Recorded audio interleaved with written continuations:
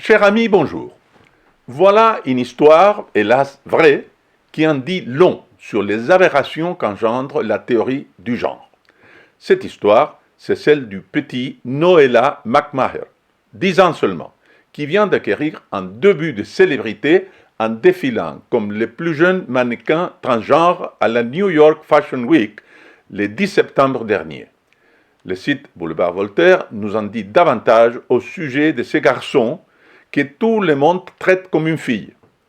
D'après sa mère, il est, je cite, né avec un sens farouche et confiant de l'identité. Autrement dit, dès le berceau, il aurait affirmé être le contraire de ce que son anatomie dit de lui.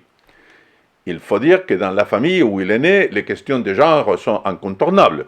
Sa mère a divorcé de son père pour épouser une autre femme qui se dit non-binaire, c'est-à-dire qu'elle ne se reconnaît ni homme ni femme. Le couple de femmes a un bébé et l'élève, bien sûr, dans la non-binarité. Quant au père, il a carrément disparu. Voici ce que la mère dit de sa fille, en réalité son fils, au New York Post. C'est la personne la plus sûre d'elle que je connaisse. Je lui dis tout le temps que je vais être comme elle quand je serai grande. Oui, vous avez bien entendu, la mère a dit à son enfant qu'elle veut lui ressembler. Qu'est-ce qui justifie donc une telle admiration d'après vous ? Tout simplement le fait que ce petit garçon, je cite la mère, fait sa transition bien avant nous.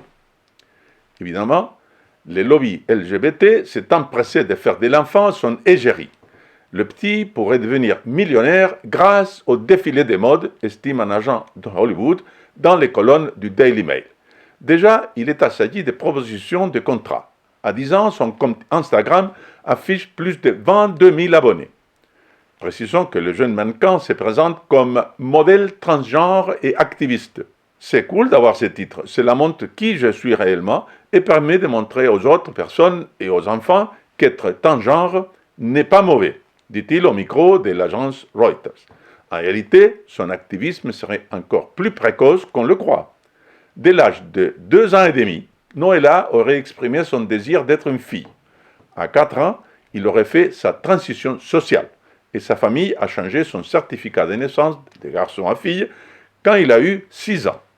À l'âge de 7 ans, Boulevard Voltaire rapporte qu'il posait aux côtés du gouverneur de l'Illinois qui venait de signer un décret visant à promouvoir les droits des élèves LGBTQ.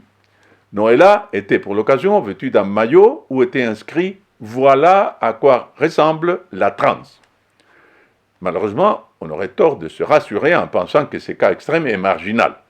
Selon la journaliste Abigail Shrier, citée par Boulevard Voltaire, depuis 2007, l'Amérique est passée de 2 cliniques de genre à bien plus de 50.